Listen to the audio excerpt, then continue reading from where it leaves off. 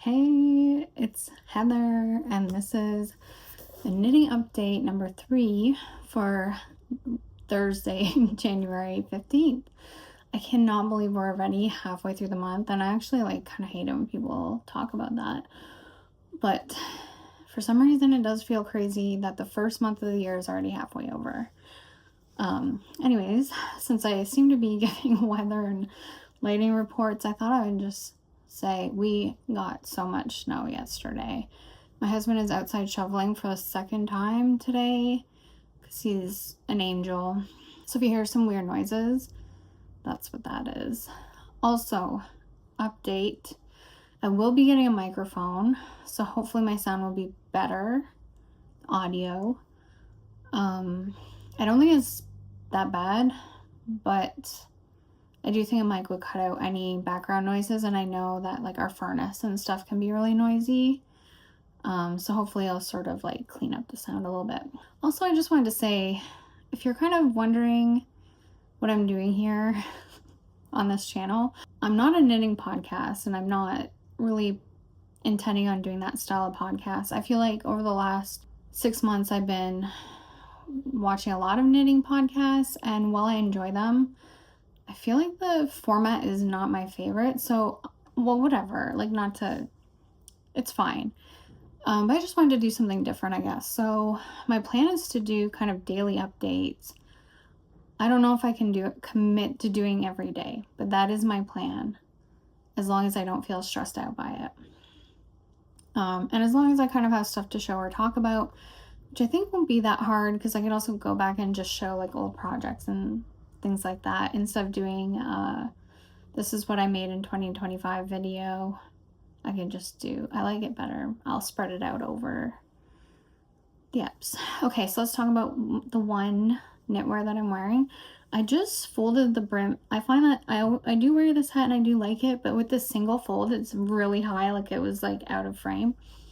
So I thought I would try a double fold. And I think it looks good. It looks a little weird because, the memory of the old fold, but I think it'll just flatten out. So this pattern is, came prepared today.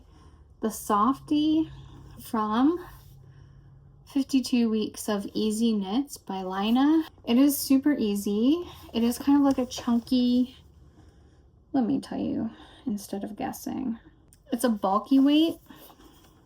So the pattern, they use Sandes Garn Sisu alpaca, and then held double. So, and what size do you use? Sorry, on a 5 millimeter needle, or US 8. Sorry, I use the millimeters. I never know what the US sizes are for anything. So yeah, I knit this up. I was kind of inspired by Alexa Chung picture I saw on Pinterest where she's wearing a hat like this, and I have had 2 skeins of this. It's a Malabrigo.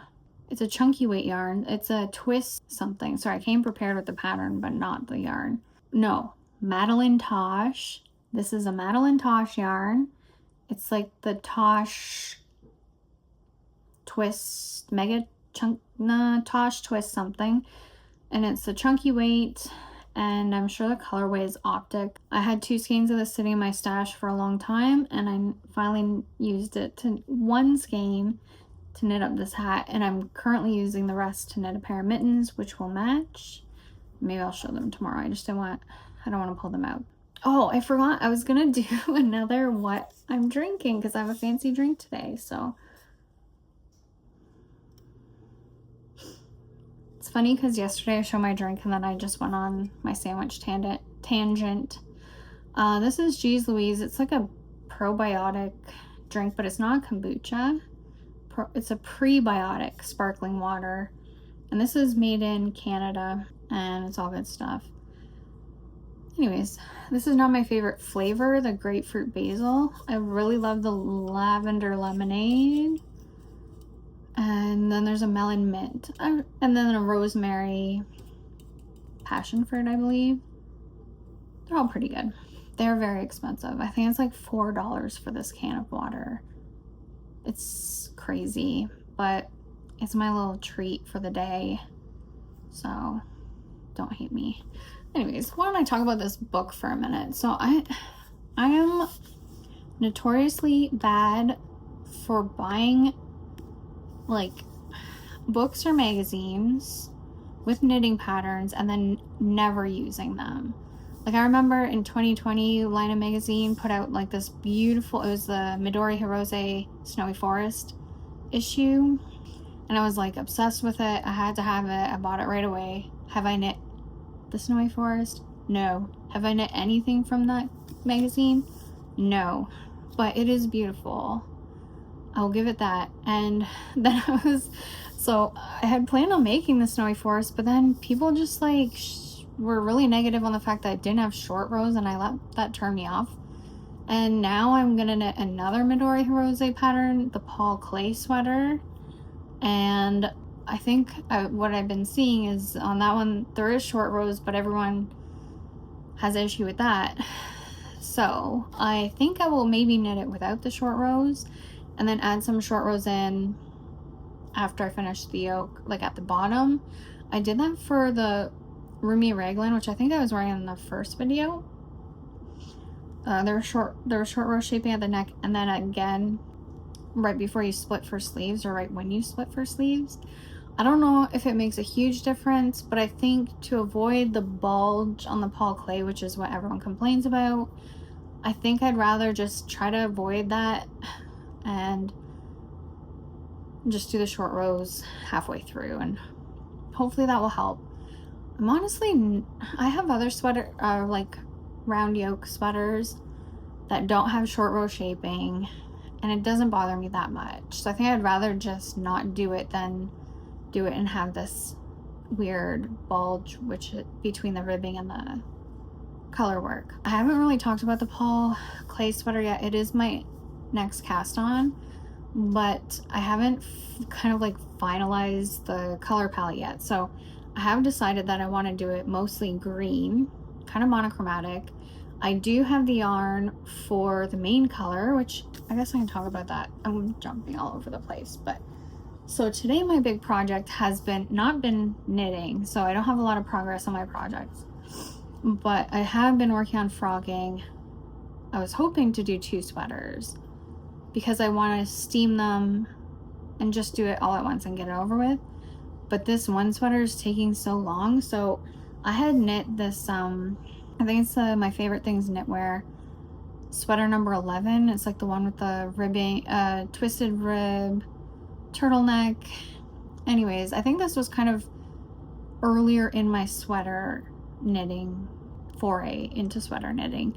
I had probably knit a lot of Goodnight Day sweater patterns, and then I think I kind of like jumped to this My Favorite Things Knitwear.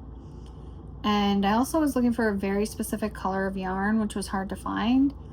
So I ended up ordering, and I think this was the issue. The yarn was not a good choice for this pattern. So I ended up ordering Sandes Garn Sisu in their dark green, and I held it double. And I didn't do a gauge swatch, I'm sure. And I don't think it was the right gauge. And I knit almost the whole sweater, but I knew it just proportionally looked so weird. Like the body was really wide, and then I always kind of crop my sweaters because I have a short torso. And then I did one sleeve, and it was like so narrow, it felt like, compared to like how wide and short the body was, which like the length is my fault. And it just looked so weird, and maybe if I had finished it and blocked it, I would have liked it. But I also hated the feeling of the Sandes Garn Sisu. I did not like working with that, and I don't know. So now my plan is to use it for the main color for my Paul Klee sweater, but I'm gonna hold it single, and it's knit on slightly larger needles than needed for a fingering weight. That's how the pattern's written. And I am gonna hold it with a mohair, because the great thing about Midori Hirose's patterns is it's like, just do whatever you want, use whatever yarn you like, figure it out. So I'm hoping that with the mohair, and it'll feel nicer.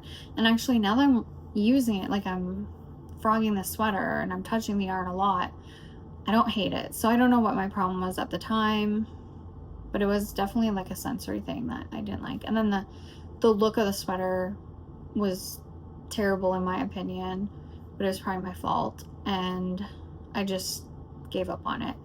Now I want to make a new sweater, so why not save myself some money and also cause myself a lot of headache and frog this. So I held it double. Now I have to frog, like unwind it and like work with separating the two strands, that's the part that's like really the pain in the butt. So this is the color, it's dark green. It's very similar to my sweatsuit that I'm wearing now. So yeah, this is still in the ramen noodle phase, and then I will steam it and hopefully that will work. I mean, my other sweater that I wore yesterday, I didn't even do that. I just used the yarn like this.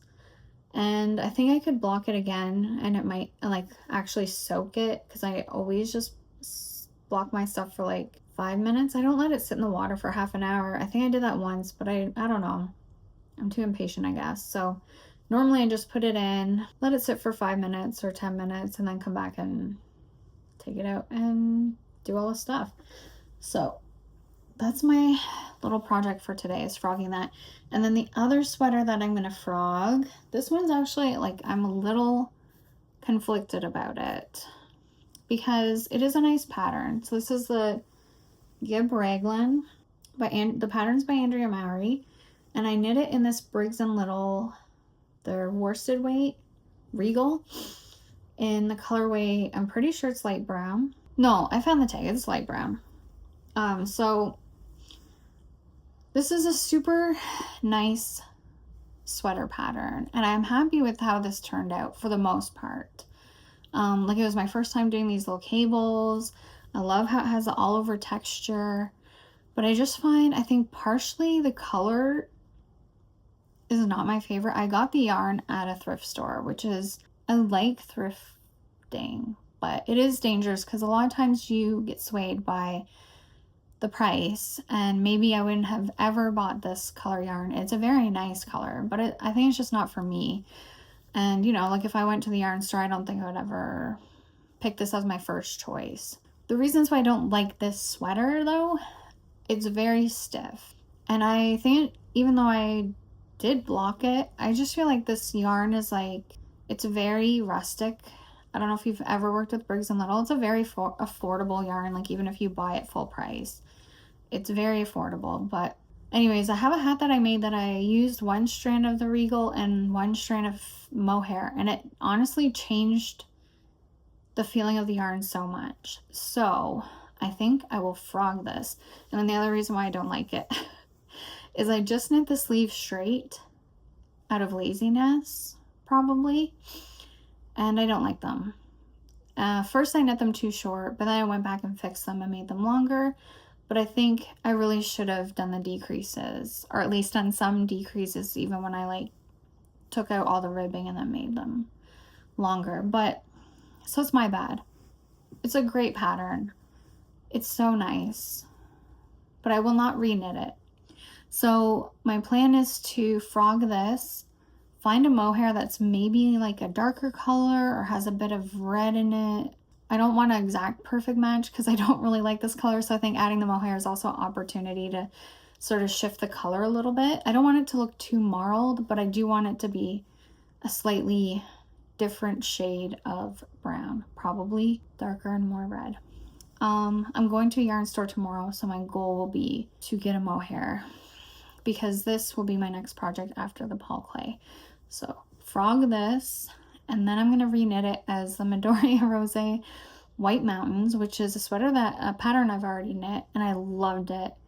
It's also so quick and surprisingly low yardage. I knit mine first one up in a Rowan felted tweed, which I also found at the thrift store, which also was a color that I didn't really like.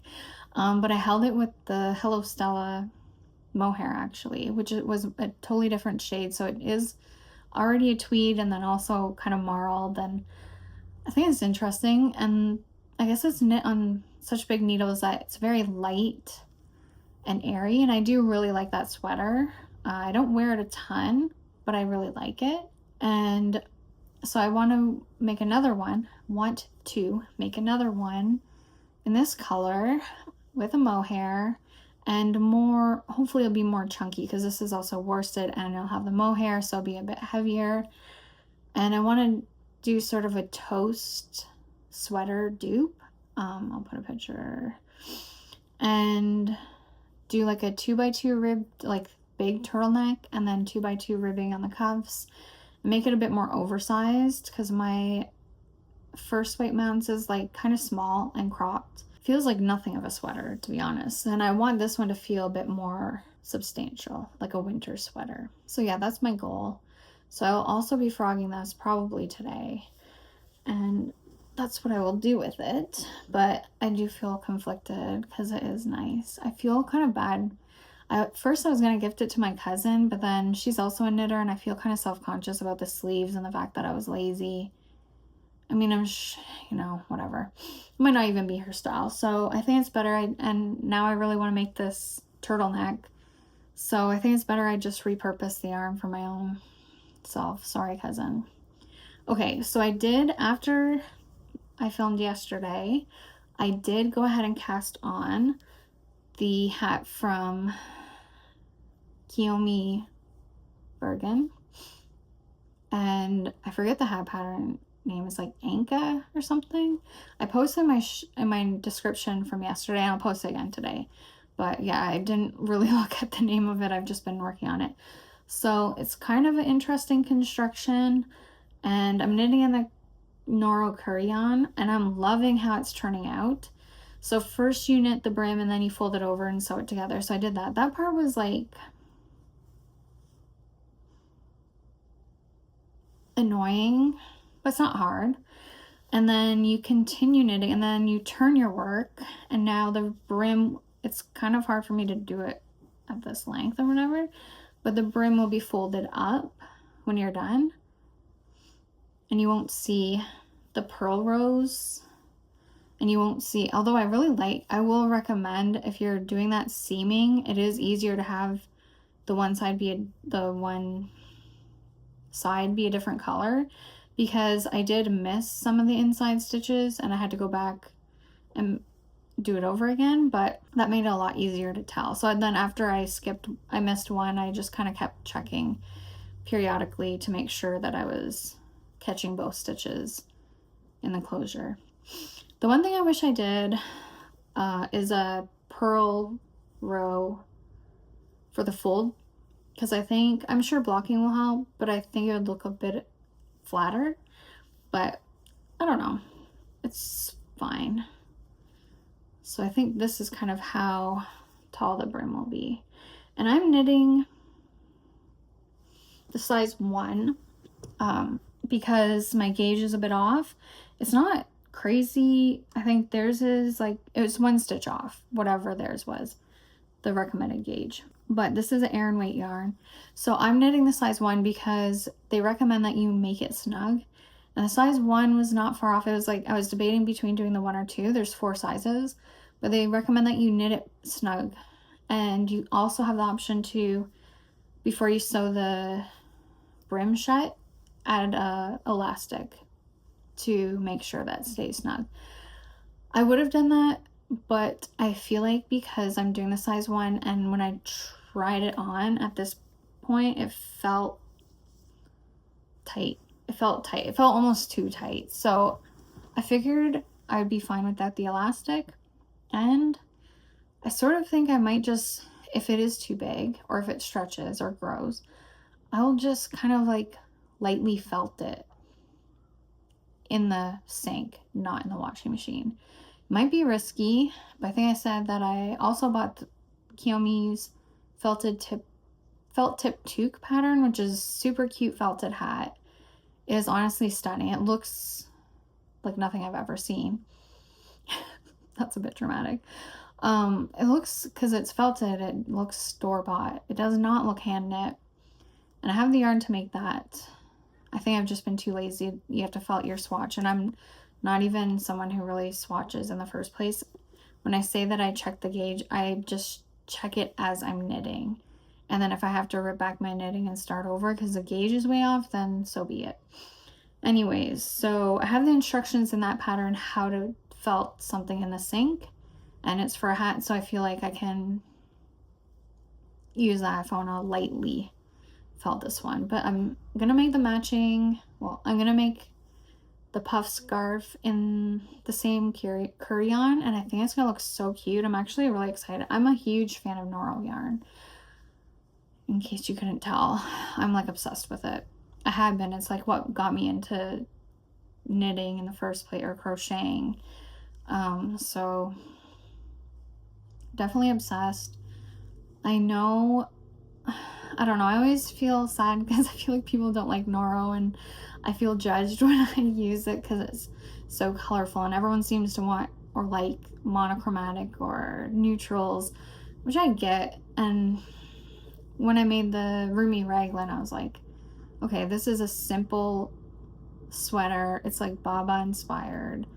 I still did it in those crazy marled and the contrast, but it's pretty neutral. Oh, I guess I added the orange stripe, but I kind of get it, and I kind of want just more simple knits because I have worn that one a lot since I finished it. And that designer is actually releasing a pattern tomorrow on Friday, but maybe I'll talk about it tomorrow. Okay, this video is getting so long. Every time I want it to be 10 minutes, because I'm doing a daily upload, I'm like, okay, 10 minutes, that's not a problem. I can be succinct enough. No, I can't. I'm rambling, and that's just the way it is. So hopefully I'll see you again tomorrow. Bye for now.